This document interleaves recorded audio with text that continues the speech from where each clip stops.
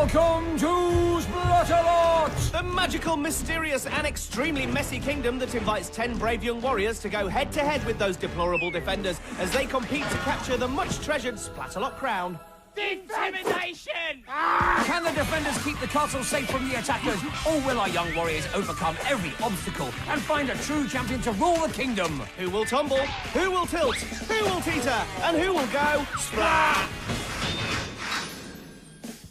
Hello, I be Dick, he be Dom. And this, and all of this be Splatalot, the show that can best be described as that, you know, that mystery present that you get on your birthday that hasn't got a gift tag, and you're not sure whether you should open it or not, but you do it anyway. What, that's the best way you can describe this show? Yeah. So what's inside then? Inside what? We're inside the mystery present, whether you don't know it's yours or not. You see? Huh? You're intrigued, aren't you? Know? Intrigued, excited, and nervous all at the same time. And that's what Splatalot is all about. Funny that, because I thought it was all about this. An opening challenge in the castle moat, where all 10 attackers compete, followed by a messy dungeon adventure for the fastest 6, and then for the 4 who survived that, the honour of competing in our moonlit final for the Splatalot crown. Great. Looks like we're going to have to stay up past bedtime again. Look, I'm still waiting. Are you ever going to tell me what was inside that present? Maybe. But look, we got tons to do first. For a start, there's the first round to describe in more detail. The attackers start in the Splatterpult. Beware the vile volley. Then it's up the slippery slope and across the rolling maze. Which leads to the impossible incline. The beastly battle axes follow. They chop till you drop. The Bridge of Disaster is next. Guarded at all times by the Aqualizer. And then a vault on the wavering warhead is all that stands between the attackers and the finish line. Sounds good, but it's about to get even... what's a better word than good? Gooder. Yeah, it's about to get even gooder. Meet the defenders. Today's moat dwellers are Vane with the shades. I'm Fatal. Fatal with plenty of attitude. And Thorn with the creepy stare. Seriously, Thorn, stop it. Playtime's over. What do you use that thing for? Mashed potatoes? Does Vane think he's funny? Does Vane think at all? So let's head down to the moat. Our funny guy Vane is on the vile volley. Fatal's on the Splatzooka. And Thorn's on the slime stick. All we need now is an attacker. Say hello to Nick. This place looks like a piece of cake to get through. Well, I don't know what piece of cake he has in mind. How about a nice slice of Splattenberg? Why have a piece of cake when you can just eat the whole thing? You greedy pig, Vane. Oink! Dodged it. Nick's almost across the maze. Oh, but well, he just seems to jump into the moat. Fatal's got him in her sights. Plunge one goal. It's time to put the icing on this one. Thorn thinks he's being clever, but Nick outsmarts him and is over the axes. Vane, I know you've been holding it out, but maybe today just break out the old bow and arrow. I don't think we should be giving Vane any sharp objects, thank you very much. He seems quite happy with the Aqualizer. And Nick will be quite happy with that round. He's over the finish line in a very respectable 4:42. I love hamburgers! Jordan keeps the food theme going. That was a hamburger cannonball, bro. I like that. Flopsy Bam Bams! Welcome to Splatalot. Good recovery on the mace. No one comes up in here and takes our crown. Thorn's annoyed. Our burger boy's tackling this course with too much relish. Water down that hamburger. The bridge, with a little help from Vane, slows him down a little, but his vault on the warhead is pretty good, and he's over the finish line. And just like his food, his time is fast. Nice one, Jordan. Eat my fist, defenders! Can I have a burger instead? Joycelynn! Vane must be loving all this talk of food. Well, he's certainly not focused on defending, which is good news for Joycelynn. I don't eat fists, I eat sandwiches. Fists are too bony for me. Vane's on a roll about sandwiches. But Joycelyn's off a roll. The mace roll sends her into the moat. And sadly, that's a splat too far for Joycelynn, who does not finish. Cowabunga! Cowabunga? No, she said cowabunga. Man, there you are. Got all you got? So nice to have another girl at the castle. Fatal's not happy with Soranne's back chat. Oh, fish slapper splat bump. Soranne's not too happy with the mace roll either. Can she get back on course? No, Soranne, that's off course. Thorn vaporizes her, and it's enough to cloud her judgment. Cowabunga. Yes, it's another top battle axe splat attack. Onto the wavering warhead. Well, she's certainly wavering. But I think she's going to make it. Yes, Soranne is over in a respectable 4:36.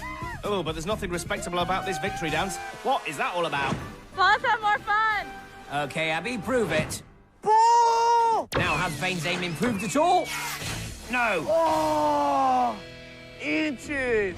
And just to rub it in, here's Abby, and here's Vane's slime ball, missing her completely.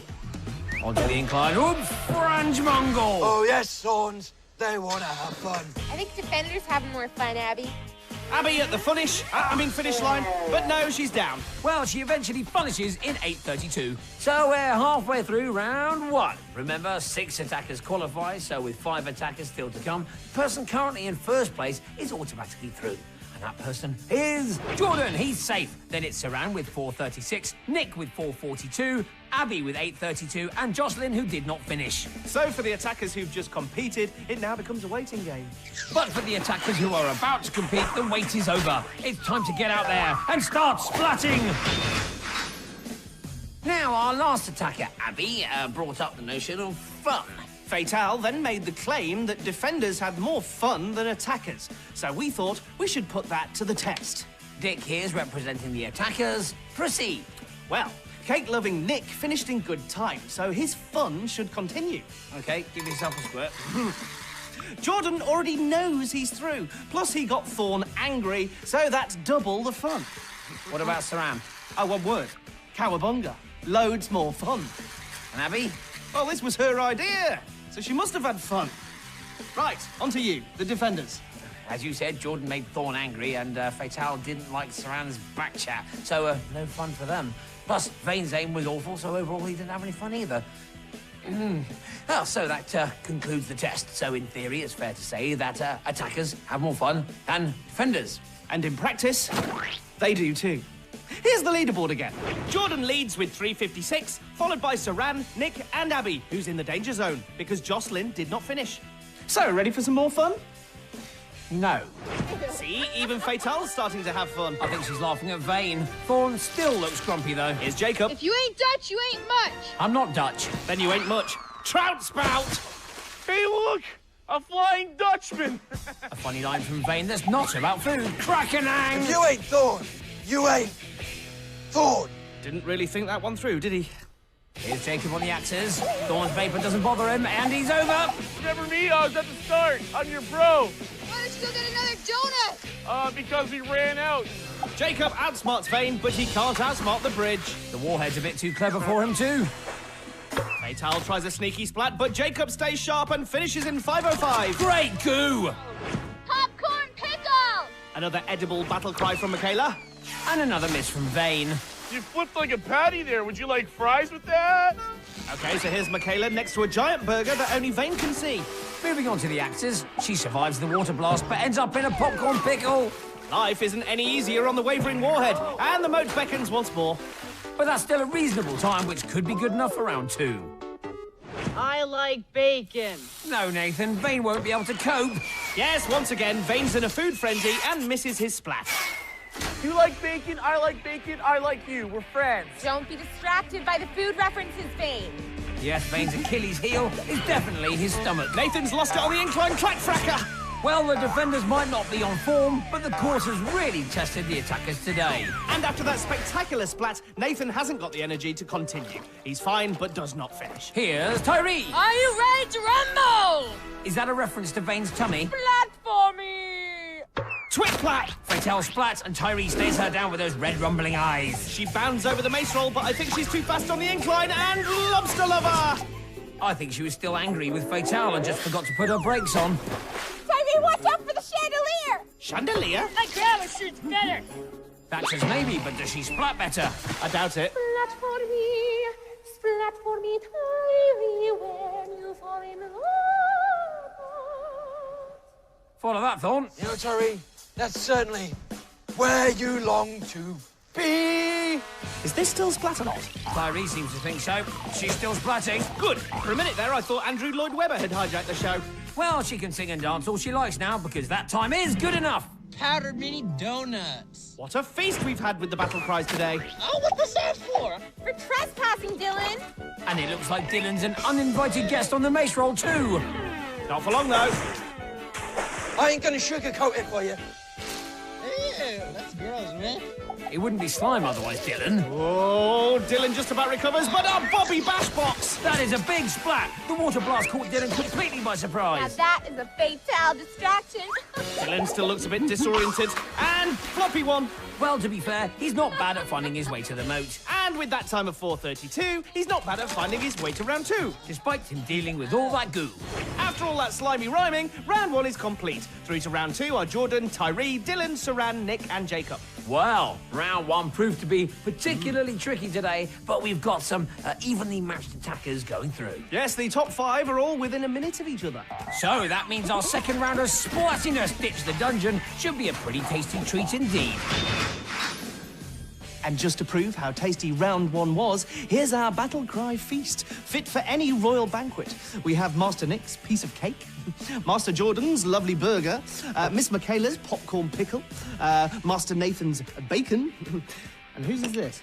Oh, Master Jacob's, if it ain't Dutch apple pie. Best I could do. Right. Master Dylan's mini powdered donuts, and what's this business? Miss Soranne's cow in a bun. Gar. Say it quickly. Cowabunga. Faster. Cowabunga. Faster. Cowabunga. Yes. Ah, right, there you have it. The Battle Cry Feast, which I'm sure will be enjoyed by one and all upon the announcement of our new monarch later on. But we've got an awful lot of splatting to do before then, so let's remind ourselves who's still in with a chance of wearing that crown.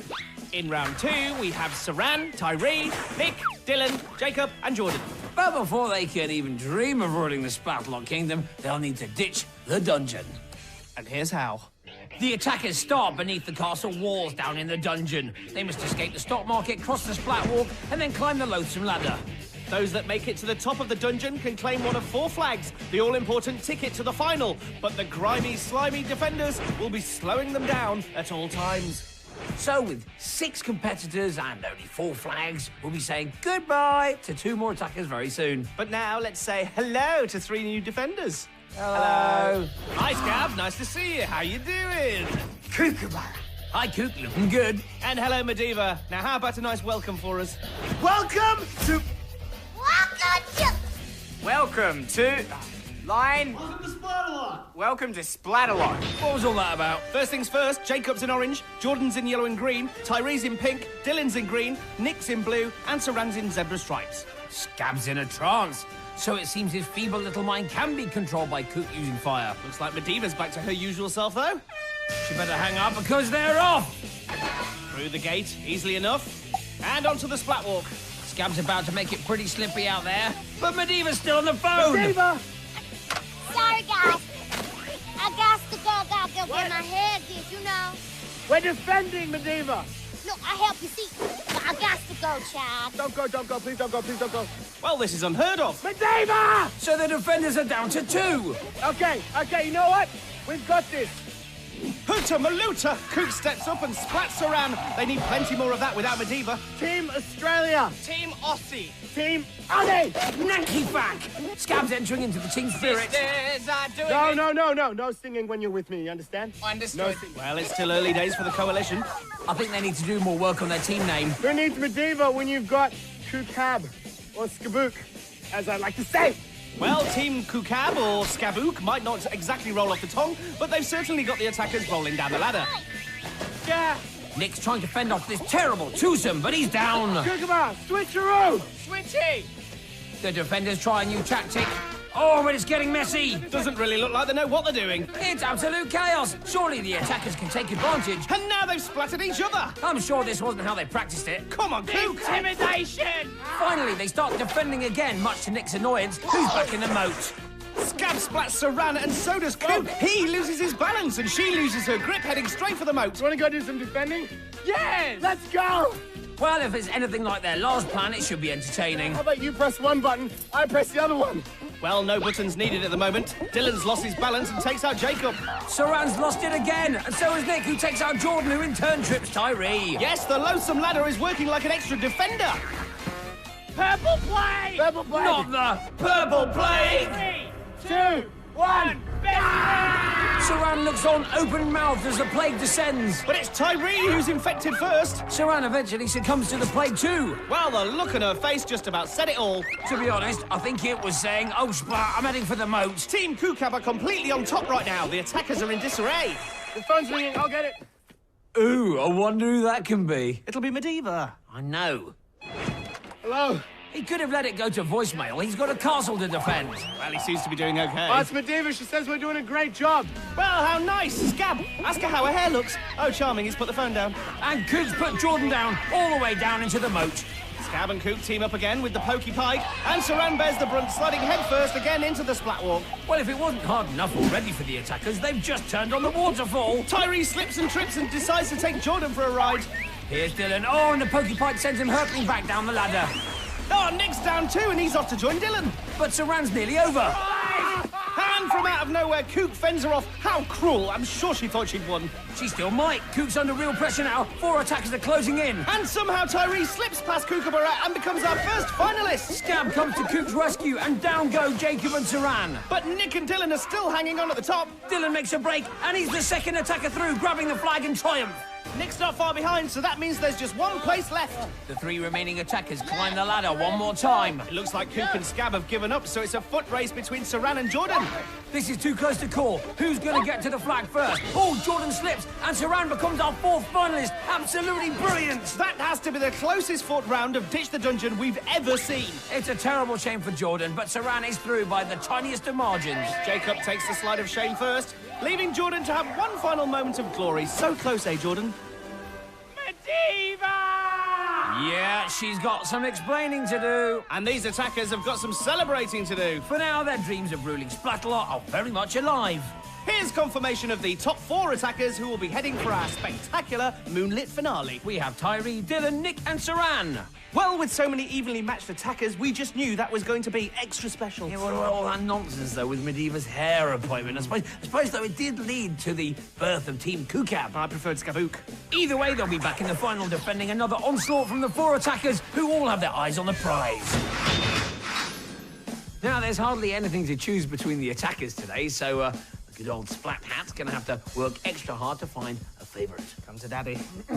Soranne and Nick are both evenly matched. Dylan has a slightly better record than either of them, with a 3rd and 2nd place to his name, which leaves Tyree in pole position. She finished 2nd in the Moat Challenge and 1st in Ditch the Dungeon.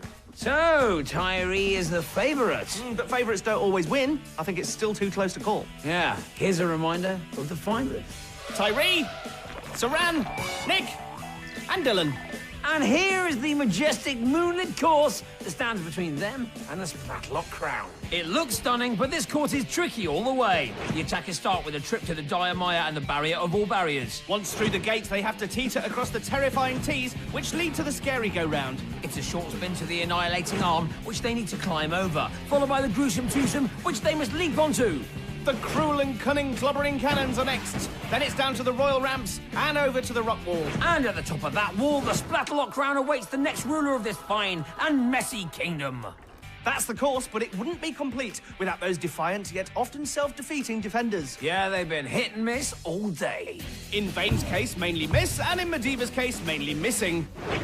Vane and Fatal are paired up. Team Kukab, Skabook remain together.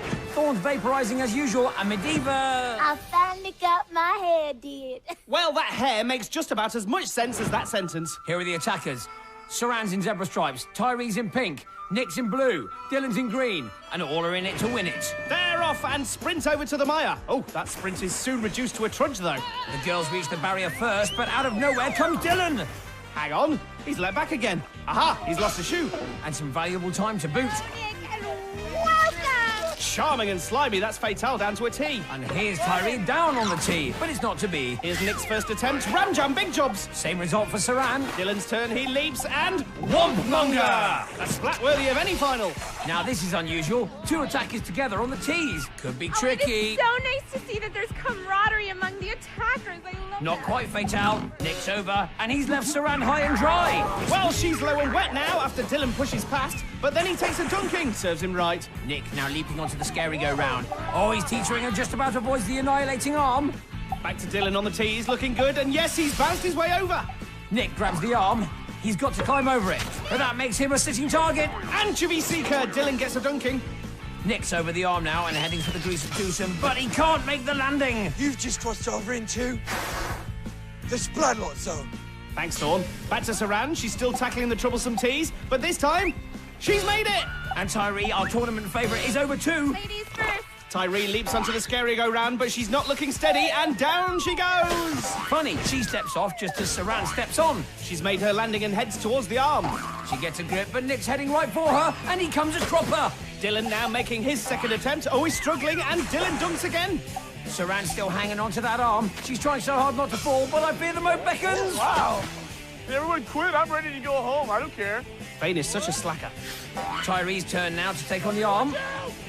So far, so good. She's got a firm hold. Oh, and like clockwork, here's Nick. Thank you. Cook just reminds him he's in a competition. And Tyree is over. Sniffy Trombonio. She was over, now she's under. Nick's back at the arm. He's already completed it, but seems to have forgotten. Anyway, he's over and back on the scary-go-round. He now heads for the twosome, ignoring the goot grenades, but no, once again he's down. Soranne is now ready to try the arm again. She manages the first bit, but she needs to climb over. There goes Dylan underneath. Cook spots and splats him. And Soranne is over. Now, can Dylan do the same? He shrugs off the water blast and climbs onto the arm. This time, Soranne's underneath. But no, she's back in the moat. The arm has really slowed down the attackers today. And to prove that point, it's not letting go of Dylan either. Here's Nick at the cannons, and he gets a clobbering. High fives to everybody. Tyree at the twosome. And that's a terrific landing. Can Soranne make it a pair? No, she can't. And with a little help from Thorn, Tyree joins her. Scab's in deep conversation with Nick. He wants none of it, but it ends in another splat. Soranne leaps again and splats again. Stand up. Movie dunkers! Tyree's turn to be clobbered. Somehow Dylan holds on to the twosome. Tyree at the cannons again, and it's the same result. The moonlit motor waits. Nick high-fives Scab, but something tells me that won't get him a free pass. I was right. Team Kukab Skabook are really messing with the attackers now. They don't know how to get past the cannons. Well, that's one way. Soranne just runs and then she makes it onto the ramps. Tyree's over too. Look how wet it is out there. It's so wet I can see a rainbow. No, that's Mediva. Soranne leaps, but the wall's too slippery. The defenders can sense the danger now. Tyree is now also on the ramps, so it'll soon be her turn to face the rock wall. Medieval keeps the water pressure high as she tries to dislodge her. But Tyree just about holds on. She takes a moment, gets a better grip, and starts to climb. Soranne tries to join her, but no, she heads back down into the moat. Tyree's nearly there. Oh, that goo grenade nearly got her. But no, she's recovered and pulls herself to safety. She reaches for the crown and holds it aloft. Tyree is the new queen of Splatalot. Dylan, Soranne and Nick were outstanding, but they must all now bow before the triumphant Tyree. Well, what an amazing final. The boys took an early lead, and then both girls came back so well. But the Splat Hat tipped Tyree as the one to look out for, and she didn't disappoint. Of course, there's something else that never disappoints. Tapioca pudding. No, the splat of the day. And rather fittingly, it came from Soranne, who had a great final despite this splatty episode on the annihilating arm. She lost her grip, then backflipped into the moat. A very stylish splat indeed. Back to Tyree now and her journey to the crown. She did well in the moat challenge, clocking the second fastest time of the day. But that wasn't good enough for our queen to be, so she went one better in round two. She broke down Cook's defences and became the first attacker to claim a flag and a place in the final. She didn't have the best of starts, but she never gave up. And on the rock wall, she looked like a true champion. From that point on, the future of the crown was never in doubt. Let's head back to the castle to hear from the lady herself. All hail Queen Tyree. My first act as Queen of Splatalot is to throw one of you into the moat. Sadly, it's not all of you. But tonight, it will be you, Vane. I thought as much. Really? I'd have gone for Mediva today. Yes, but he really lost it in round one. So, just like I said at the start, this show has been intriguing, nerve-tingling, and exciting, just like a mystery present with no gift tag. Can I open it now, please? Of course you can. Oh dear. Black. That is so unfair. Life's unfair. Just ask Vane. Marvellous. We'll have plenty more splatty action for you next time. So until then, keep splatting.